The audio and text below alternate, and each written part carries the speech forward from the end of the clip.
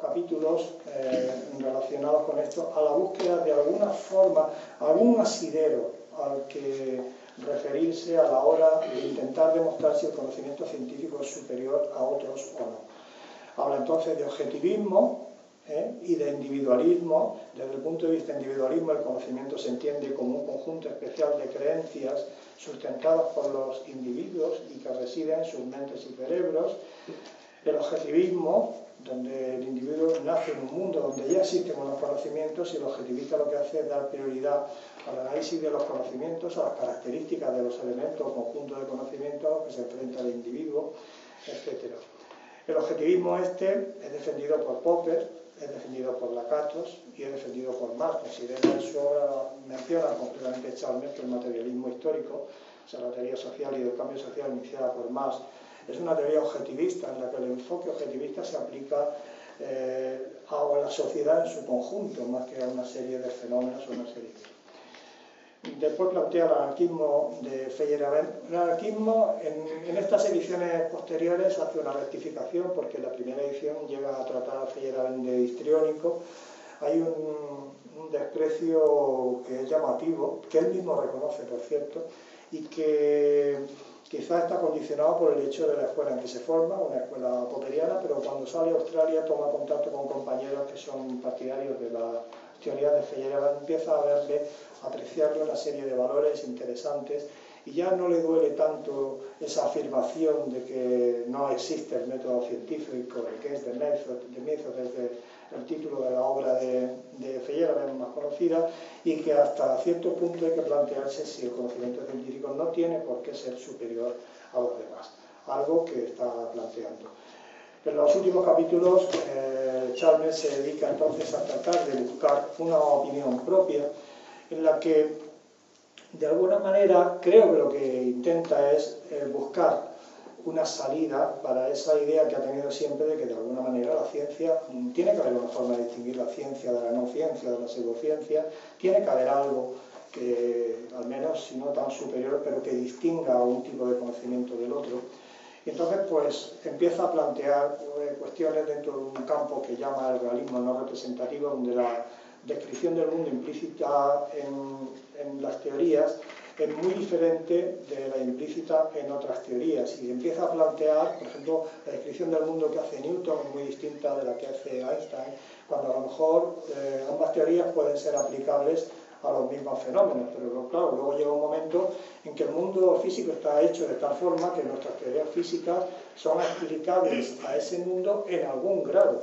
De hecho, aunque leemos también en los libros de texto que la teoría de Newton se puede considerar como una parte de la teoría de Einstein que la engloba, a nadie se le ocurre utilizar la teoría de la relatividad para resolver el famoso problema del ciclo. No, de famoso no tiene nada. El mencionado problema de la velocidad del ciclista que he hecho alusión. Entonces, la cuestión, plantea Chalmers, fundamental está en la posibilidad de conocer, establecer cuáles son los límites actuales de aplicación de las distintas teorías.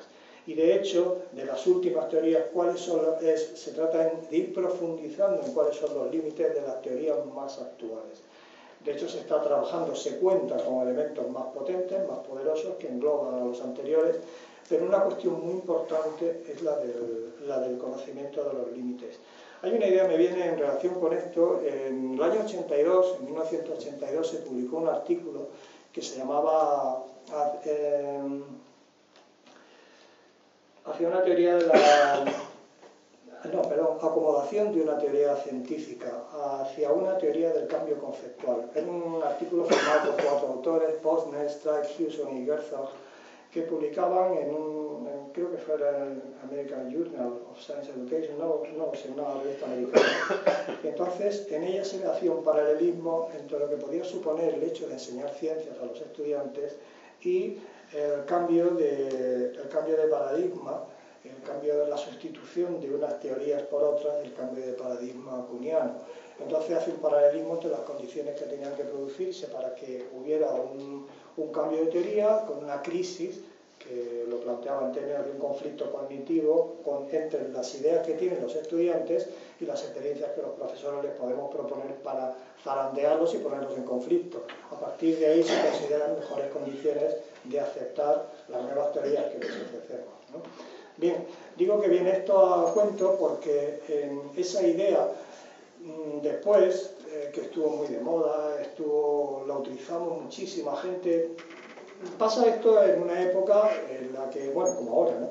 Pero que en aquella época, que éramos jóvenes, indocumentados y muy interesados, pues realmente no teníamos ni idea de ninguna de estas cuestiones. Yo había estudiado química y no había estudiado cuestiones de estas relacionadas con la enseñanza. Y eso tiene una parte ilusionante, y es que cualquier libro que lees te gusta. Hasta que te lees el siguiente y dices, joder. Y entonces ya también te gusta, pero dices, bueno, entonces lo del anterior, y te lees a Novak y te deja impresionado, y luego te ves a otro y te desmonta a Novak. No tienes elementos de juicio para discernir. Y la clave después, hubo gente muy militante con esto del cambio conceptual, y después, cuando se cumplieron 20 años de la publicación de la revista Enseñanza de las Ciencias, que fue en el año 93, me parece, en el congreso que hubo en Barcelona, uno de los profesores que allí se presentaron, Marco Antonio Moreira, de los más conocidos, más colaboradores de esa revista, planteaba el cambio conceptual en un sentido más en la línea de lo que estoy comentando ahora. Es decir, que lo que ha aprendido un estudiante de una manera significativa, porque lo ha aprendido, se me está viendo el plumero que doy clase, ¿verdad? Lo siento. Lo ha aprendido porque su experiencia diaria le ha ido confirmando todas esas cuestiones, eso no lo va a poder olvidar nunca. Entonces el cambio conceptual no va a estar tanto en eliminar drásticamente las teorías de su mente, cosa que es imposible, sino en conseguir que coexistan y que conozca los límites en los cuales es aplicable una de ellas y es aplicable la otra. Conozca los límites en los que tiene sentido la utilización de una de las teorías y la de otra.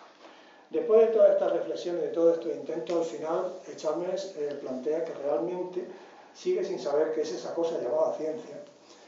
Sigue teniendo serias dudas sobre el hecho de que la ciencia sea un conocimiento superior a otros tipos de conocimiento, pero sí al menos plantea que de alguna forma es importante tener en cuenta estos aspectos porque muchas teorías se podrá criticar a las teorías en función de lo que pretenden, cómo lo analizan, y que el método científico ese único tiene poco sentido cuando además estamos hartos de ver que en la historia de la ciencia han funcionado los científicos, las corrientes, las escuelas científicas, las universidades, etcétera, no han funcionado de acuerdo con un corsé que llamamos método científico, hasta el punto de que, bueno, sabemos que en muchas ocasiones el convencimiento sobre el resultado de algunas investigaciones llega a tal punto que casi se elabora primero la conclusión y a partir de ahí se empieza a trabajar para encontrar las razones que la pueden justificar, hasta el punto de que estás tan convencido de algunas cuestiones que son ciertas que te atreves a publicarlo en alguna revista, como pasó con el célebre científico surcoreano que hace unos 8 o 9 años pues adelantó unos resultados que estaba convencido de que iba a conseguir, los da como hechos.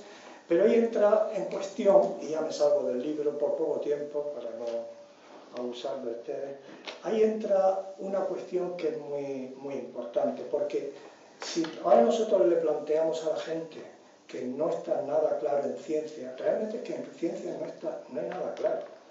En la ciencia hay una serie de opiniones contrarias, hay una serie de argumentos que se manejan a favor y en contra, hay una cantidad de problemas en la vida de hoy en los que los intereses, las creencias, los datos de los que se disponen distintas personas, distintos colectivos, son tan diferentes que no con la vacuna de la gripe A, cuántas vacunas compró España y cuántas vacunas se comió, cómo influyen los medios de comunicación generando el miedo, la necesidad, porque apoyan a determinadas partes de la industria que están muy interesadas en vender determinados productos. Cómo se venden, por ejemplo, productos, algunos elementos para quitar las toxinas. El detox, que se vendió en Inglaterra, un aparato para quitar las toxinas, aprovechando personas tenemos unos poros descubiertos por los chinos, tenemos unos poros en los pies por los que salen las toxinas. Y entonces, pues claro, si consigues poner un baño en el que metiendo los pies puedan salir las toxinas por ahí, pues lógicamente la persona se le queda de virguería.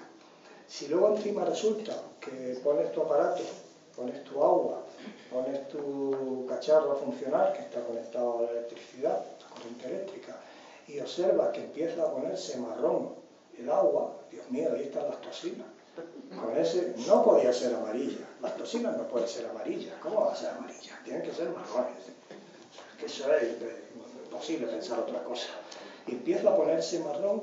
Y entonces, en la demostración que se hace en cadenas muy serias y en periódicos muy serios de Inglaterra, se hacen las demostraciones y se ve cómo la señorita tal, estresada, machacada, sale pues, nueva, guay del Paraguay, y deja allí su toxinazo depositado.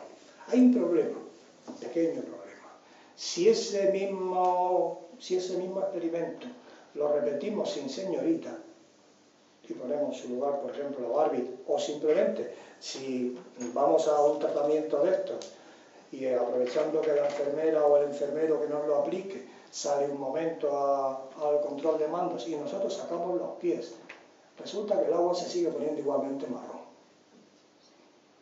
El agua tiene sal. No necesitamos más que para hacerlo en casa 2 clavos de hierro, sal, el agua, una batería de un coche, una buena pila. Entonces lo que ocurre es que estamos haciendo una electrólisis y se huele a cloro, también eso son toxinas, eso es malo, que se huele a cloro, y el agua se pone marrón del hecho de estar precipitando determinadas sustancias que tienen que ver con el óxido que se puede formar de hierro o de algún cloro de hierro, normalmente del óxido de hierro se forma. Claro, esas cuestiones nos hacen pensar el uso que se hace de lo científico y de lo científicamente demostrado. Está científicamente demostrado que tal. ¿Cómo se ha demostrado científicamente? ¿Dónde están las pruebas de esa demostración científica? Pero el caso es que acríticamente lo aceptamos. Está científicamente... es que esta dieta es del doctor tal. Cuidado. Una dieta, una de las que retiran los anuncios a base de alcachofa exclusivamente, ¿no? Una alcachofa de la OMS, que son unas alcachofas chinas, creo, y que por lo visto te hace perder 3 kilos de peso semanales. Está bien, es como el sueño. El sueño es que es muy gracioso. El sueño da energía y al mismo tiempo te hace adelgazar. Es chulísimo. O sea, recupero fuerza, dice la gente, con el sueño, sin comer. Y luego al mismo tiempo adelgazo. Pues está bien, hagamos huelga de hambre. Es fácil. Otros países desgraciadamente lo hacen y no tienen ese problema, lo hacen forzadamente. Entonces todas estas cuestiones que se plantean muchas veces vienen con el marchamo de científico y nos venden como científico lo que no tiene nada de científico.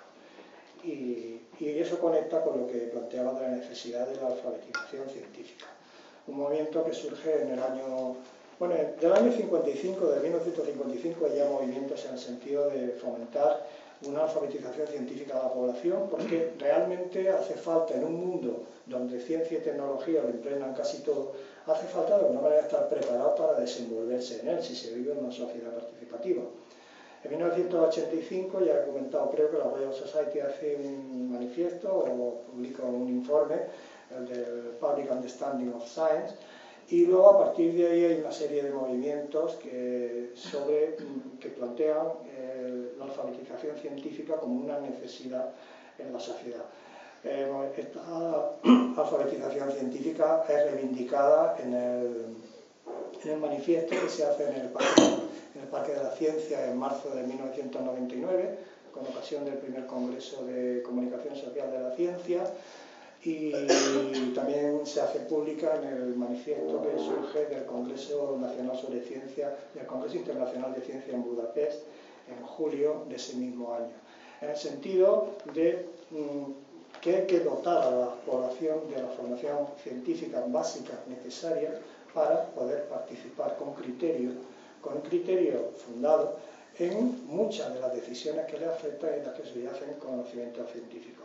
¿Quiere eso decir, que era una de las preguntas que había comentado Sergio que quería plantear, quiere eso decir de la alfabetización científica que tenemos que ser todos auténticamente unos expertos, no es imprescindible.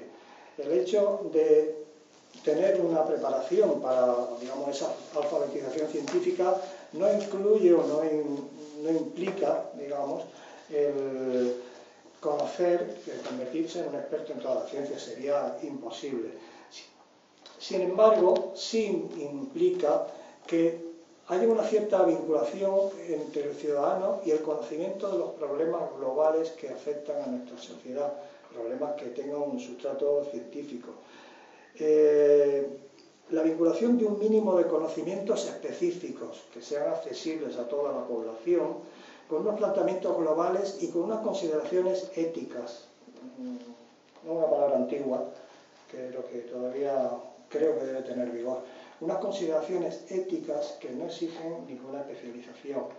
La participación ciudadana en la toma de decisiones, desde luego, tiene que moverse dentro de los límites de un cierto sentido común informado, vamos a llamarle.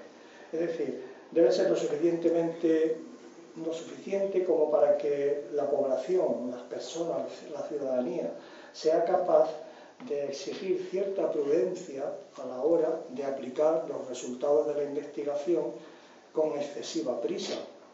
Recordamos el caso de los transgénicos, por ejemplo, cuando por cuestiones, intereses comerciales, etcétera, casi se quiere aplicar de forma inmediata una serie de descubrimientos realizados. Hay muchos casos así. En medicina el control que hay es rigurosísimo en cuanto a cuándo se pone en circulación en el mercado un determinado medicamento. Tiene que pasar una serie de años y de pruebas que realmente te dan una cierta garantía, pero desde luego la ciudadanía tiene que estar un poco alerta para evitar esa, digamos, implantación por vía de urgencia de ciertos resultados de la investigación científica sin conocer cuáles pueden ser unas consecuencias derivadas de ellas.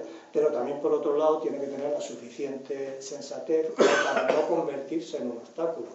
Se trata de estar pendiente para que un producto no se lance al mercado ni se utilice indiscriminadamente sin tener garantía de que pueden ser dañinos, pero también se trata de no oponerse sistemáticamente a la investigación, pues no sé, con células madre o con determinados sobre determinados, etcétera, etcétera, porque no sabemos a dónde nos puede llevar.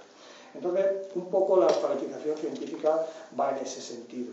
La ciencia no está nada claro. Es cierto que hay muchas cosas que no están claras. No está claro el cambio climático, no está claro las fuentes de energía alternativas, no está claro, o al menos hay argumentos a favor y en contra. Pero necesitamos tener un mínimo de formación para conocer esos argumentos.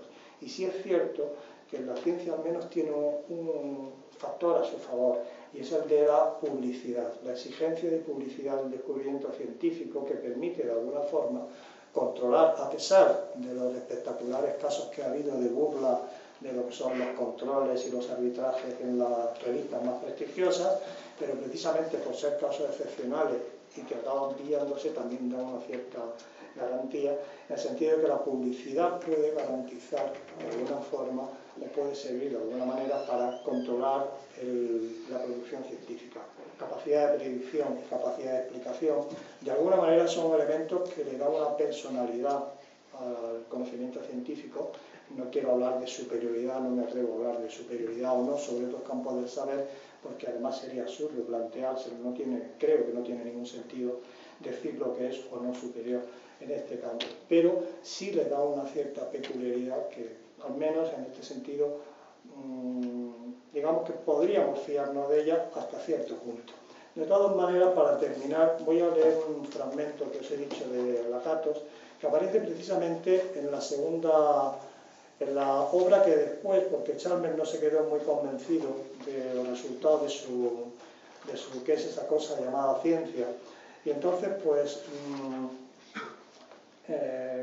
planteó una segunda obra en la que hacía una revisión, volvía con la idea de hasta qué punto podía ser superior y sobre todo entra mucho en lo que son los condicionantes del desarrollo científico, de la utilización científica. Y casi empieza, porque lo pone en la segunda página, una frase, un párrafo de Lakatos, que resume la situación en un programa de radio diciendo: el problema de la demarcación entre ciencia y pseudociencia tiene grandes implicaciones por la institucionalización de la crítica. La teoría de Copérnico fue prohibida por la Iglesia Católica en 1616 porque se la consideraba pseudocientífica.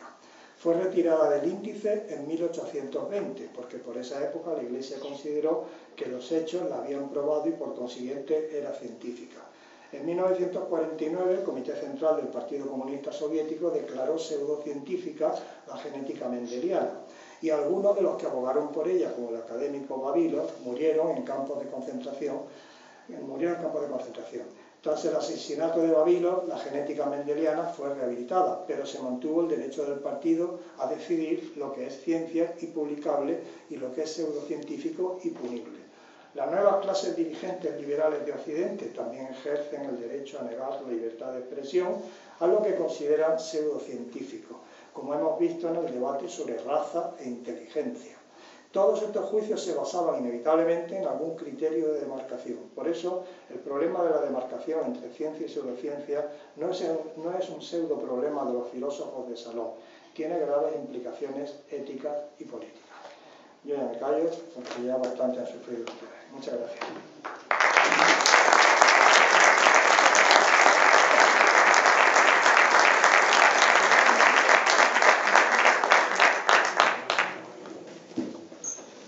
Bueno, si les parece, pasamos a un debate.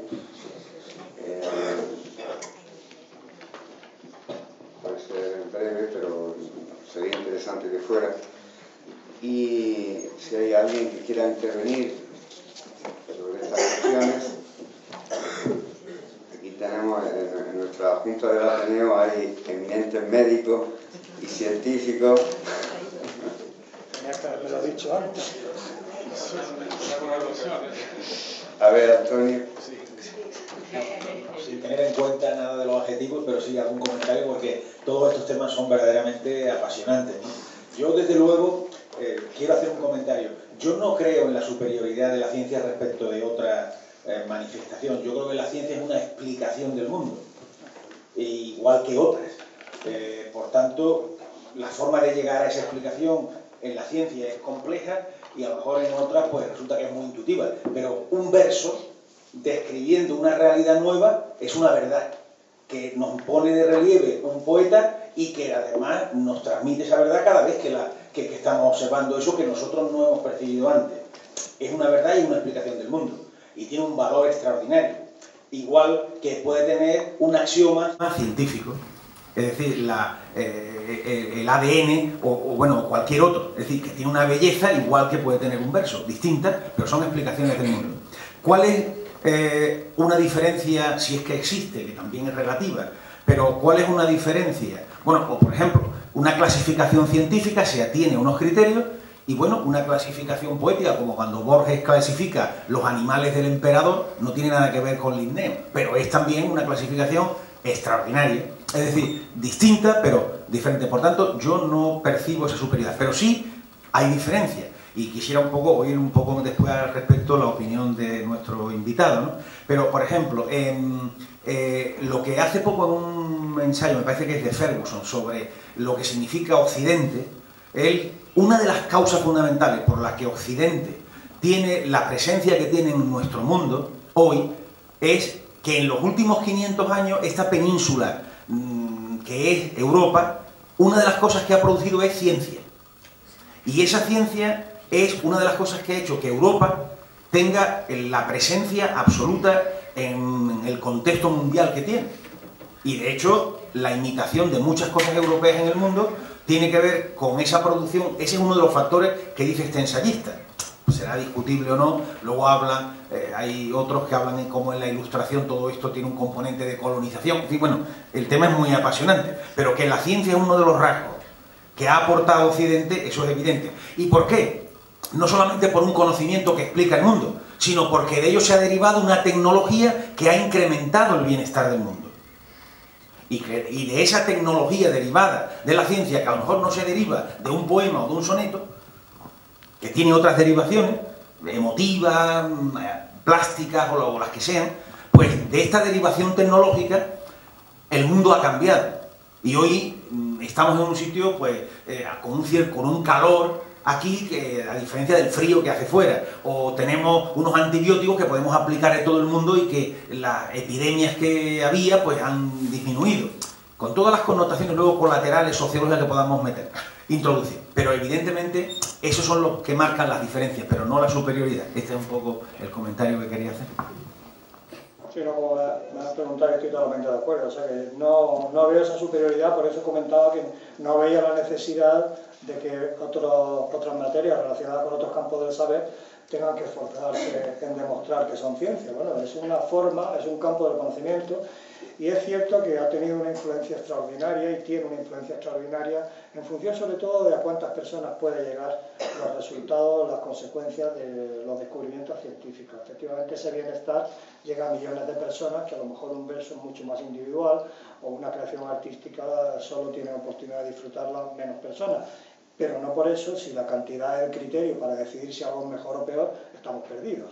Entonces, no por eso es mejor ni peor, simplemente cierto es diferente.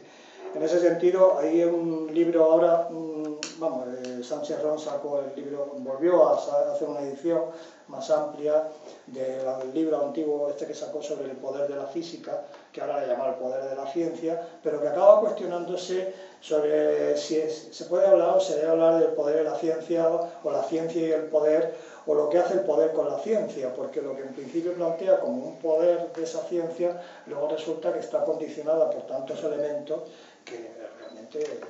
Pero es cierto que, y además esa potencia científica de Europa es importante destacarlo, pero es que hay un momento en que solo a finales o a mediados finales del siglo XIX es cuando se empieza a apoyar, los gobiernos, los estados empiezan a apoyar la ciencia en las universidades. De hecho, se comentaba que el presupuesto en ciencia del gobierno alemán en la época en torno a 1880-90 era inferior al sueldo que cobraba un conocido filósofo, y que se contrataba a los científicos en las universidades en muchas ocasiones como se contrata a los estudiantes de universidades americanas porque son hábiles en un deporte, pues simplemente porque había inventado un aparato y él iba con el aparato a la universidad a dar esas clases. Claro, tener al científico suponía tener el aparato. O sea que realmente, y ha sido sin embargo un auténtico boom, y ha sido yo creo uno de los elementos que hace imprescindible a Europa. Pero de acuerdo totalmente contigo, por más que vea, es que no veo esa superioridad, enormemente presente en nuestra vida diaria, en casi todos nuestros actos, ¿no? Y ese desconocimiento y ese alejamiento de ella, pues puede ser realmente peligroso. Es como la dejación, como la dejación de poder, del derecho a participar de unos ciudadanos, que lógicamente acaba en regímenes dictatoriales o paternalistas, dictatoriales o como quieras llamarle. Hola, buenas noches. Yo quería decir un par de cosas alrededor de la charla. Primero, soy de letras, pero vivo rodeada de científicos y los tengo por mi trabajo y por mi vida, vivo con ellos alrededor. Yo nunca, en toda mi vida, jamás he escuchado a un científico decir que la ciencia fuera superior a otros tipos de conocimiento. Nunca.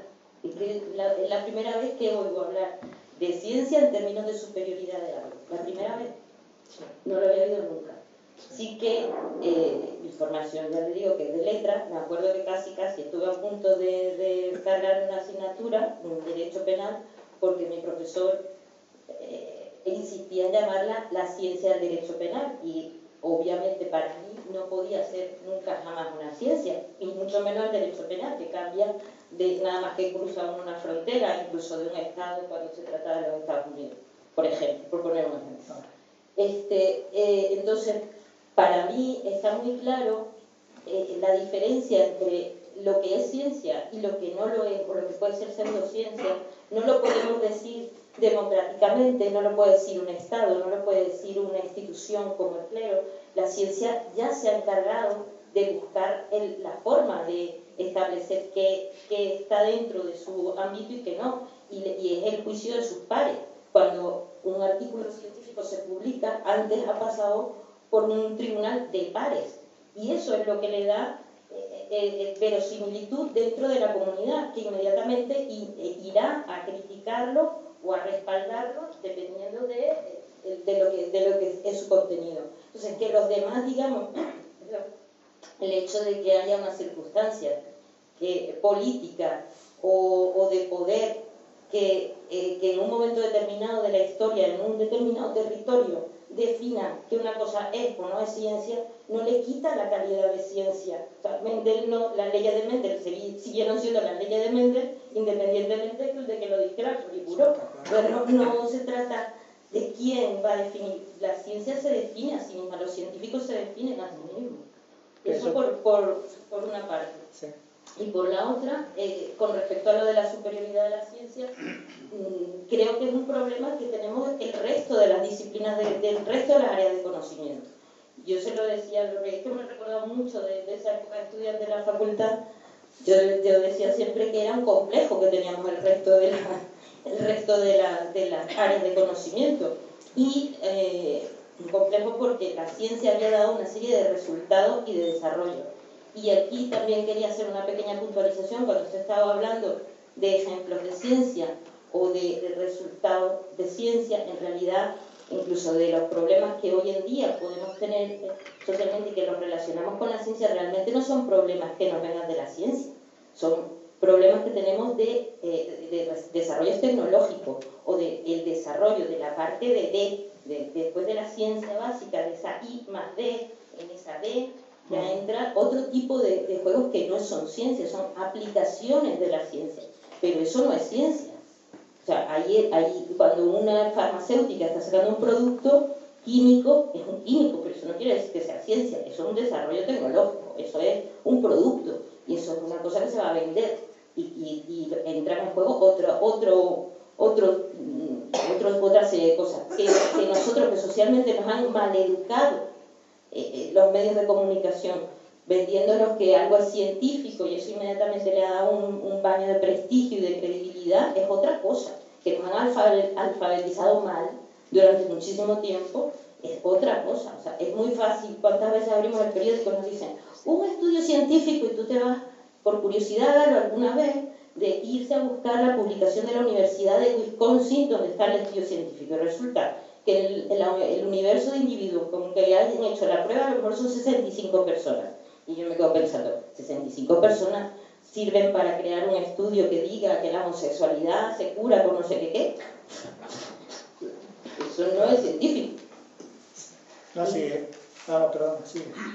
No, estoy de acuerdo contigo, sí.